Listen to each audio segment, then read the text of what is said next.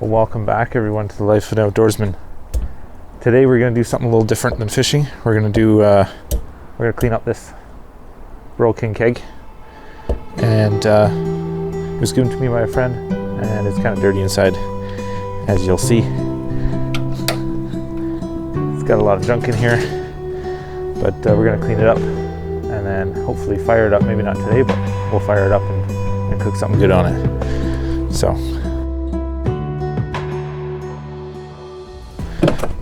let's get everything pulled out and ready for cleaning. These nice, easy come off sides. And this piece here is like a chrome coated, or probably supposed to be stainless, and so it doesn't need that much cleaning up, but we'll probably clean up a little bit anyways. Set it aside for now.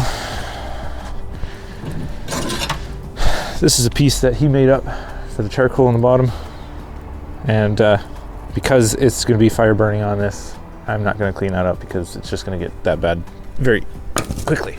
So this one here for lifting out the pan in the bottom. Another little tool for pulling the pieces out, lifting it out. This is the part that is the dirtiest. That's going to need the most cleaning right here. This and the drip pan in the bottom. So let's just drop this. I didn't mean to literally drop it, but drop it enough.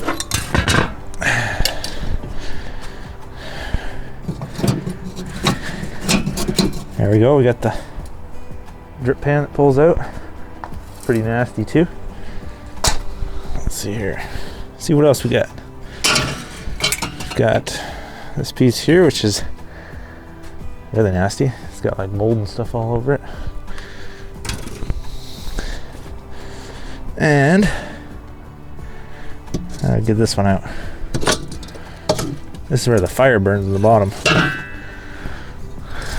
Another little cast piece for the charcoal to sit on. Clean that up. And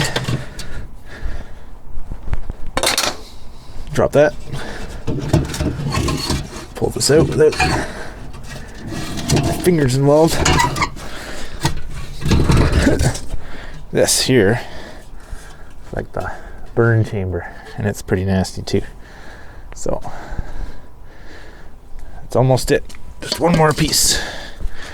This box here, it was stuck earlier and comes out nice and easy now because everything else was on top of it.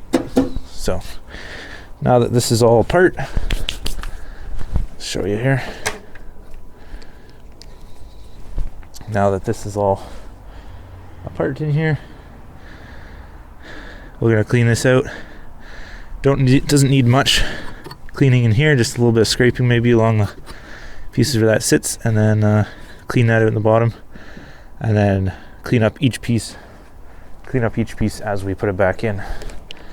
So without further ado, let's get to it.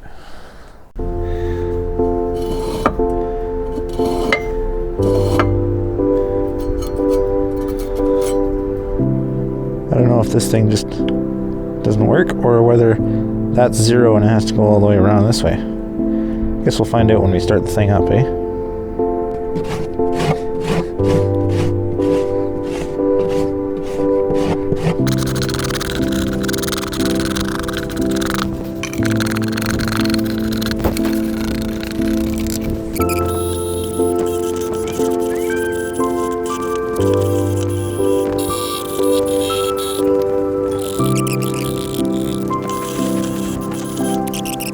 So I've kind of already gone ahead and cleaned this tray up a little bit. It's ashtray, so I'm not too worried about it being super clean. So I'm just going to leave this as the current state. I did take the wire brush to the outside just a little bit, knock some of that big rust off, and then now I'm going to stick this back in the bottom here, and then get our next layer going in here.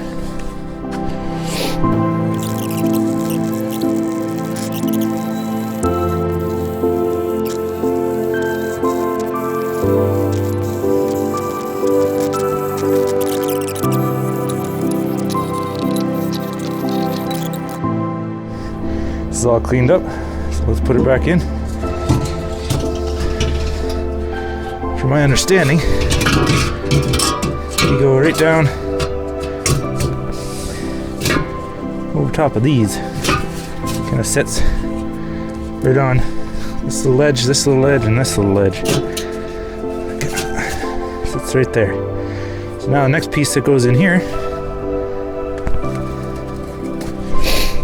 So now the next piece that's going to go in is this piece here. We gotta clean up a lot though. This is where the charcoal sits on top of this. I'm gonna clean up and put it down on the bottom.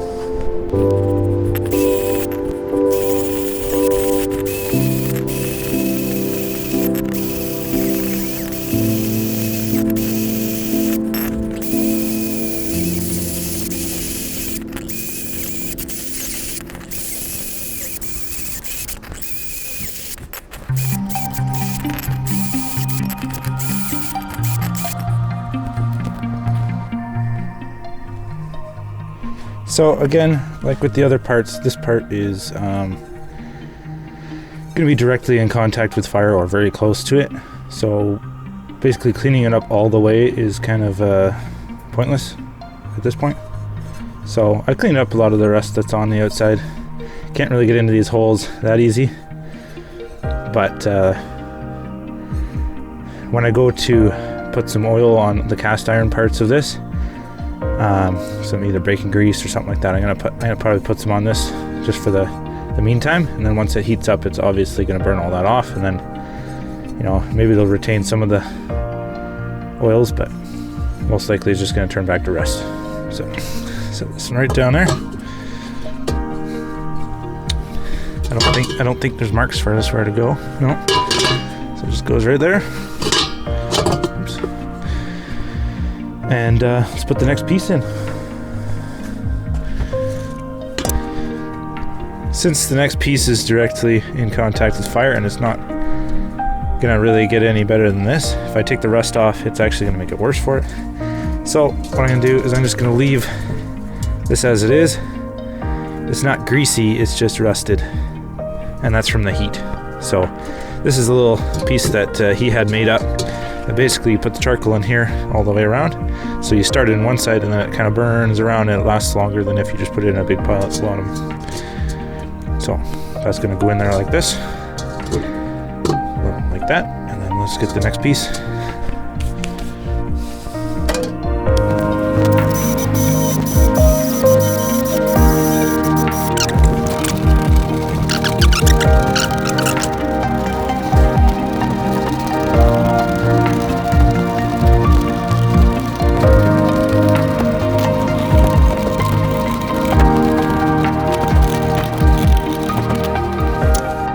So this piece is now cleaned up. Put that right in here where that sits. Sits right kind of on top of that. Or actually, I guess maybe you can have two heights if you want. No, it sits down like that, that's for sure. That sits there. Next piece that goes on top is the drip pan, or the pan you could also put some water in if you wanted it to be like high moisture. So this is going to need a lot of cleaning. Looks like it's just a thin piece of metal. We'll clean it up and put it in there.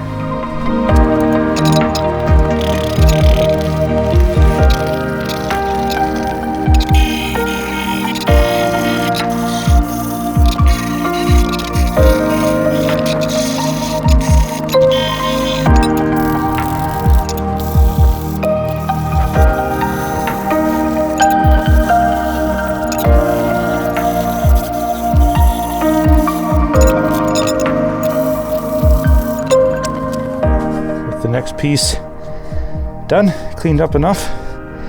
This is a drip tray. It sits right nested inside here. Doesn't really matter which direction it's facing because it just sits there. Kind of rattles around in there like that. Next piece is the most important piece of all, the grate that you actually cook on. This here is the surface that your food actually goes on, so it has to be pretty clean. It needs to be taken care of. And this one's pretty dirty. Partly because this barbecue hasn't been used in a long time, so it was, you know, sitting around and just rusting. So we're gonna clean this one up as best we can.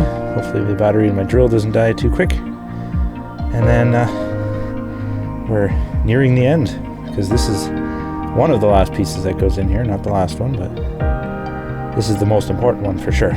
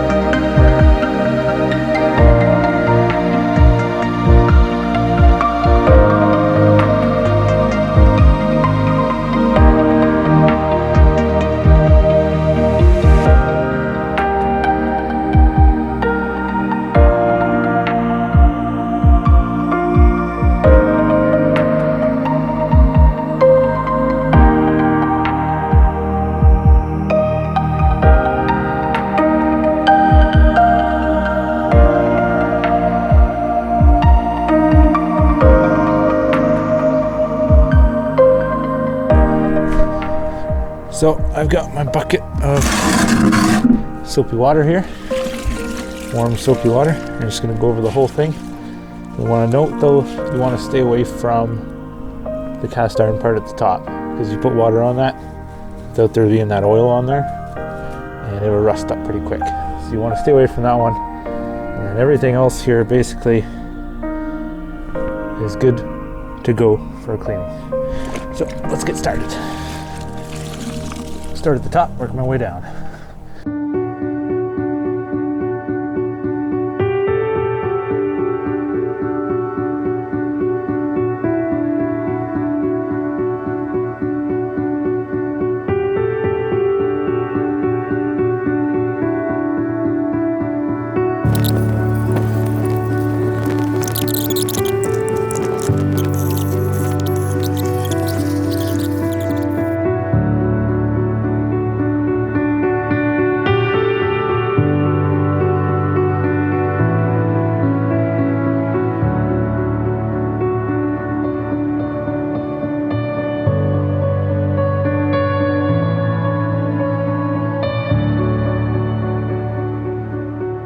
So there we go.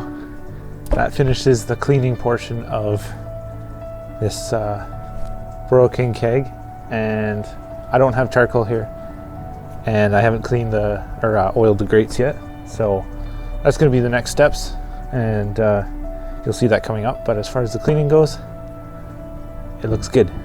So I gotta go get charcoal now, and I gotta get grease. Well, no time like the present. I suppose I kind of need meat too, don't I? I guess I didn't think of that part. Well, charcoal, grease it, and get meat. Because meat's good. Meat is sustenance. Meat is protein for muscles. Meat is... it's just good. It's just tasty. Beats vegetables any day. That's just my opinion. No offense to people that don't eat meat. It's just, I like meat. And don't get me wrong, you can cook very good non-meat products on this thing. It's just I will be using it for meat. It works very well for vegetables and stuff like that. So if you do like fajitas, without the meat of course, fajitas, or like shish kebabs, all that stuff, it'll do it. It'll do it very well. I might have no clue what I'm talking about because I've never owned a charcoal grill before. But it'll do it. So I thought I'd show you something cool here. My friend let me borrow his Milwaukee M12. Basically you stick a battery in it and then you can charge USB. And that's how I've been doing a lot of my videos recently to keep the camera charged, especially in the cold weather. And problem is this thing right here is 70 some bucks for this thing right here. And so I was like, I want one, but it's really expensive. So what I did do is go on to AliExpress, I think it was, and basically got this. They call it an N12. It's basically identical except for the labeling. The ends. The inside piece is a little different color, but it's basically the same thing and it does the same job. One thing I did notice though is when I plugged my battery into this one, it was about half, or my battery was about half charged. When I plugged it into this one, it showed 3/4. When you put the little lights on the end, it's dead now, but it was showing 3/4. When I plugged it into this one, which is the actual manufacturer's one, goes in, it actually snaps in a little easier too. It was at half, which is what the battery was at, basically. So I noticed there's a little discrepancy in what it shows as far as how much battery's in it. But as far as I know, the battery should still last the same length. Should be the same thing. It's just not maybe as great a quality. But if you were to look at them, not much difference between the two.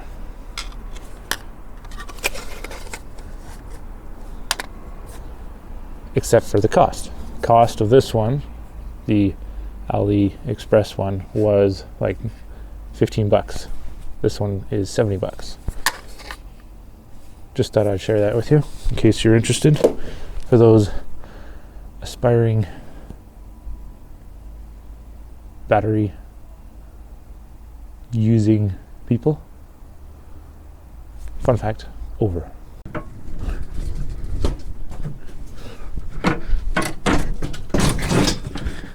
Just hydrate there till I get back.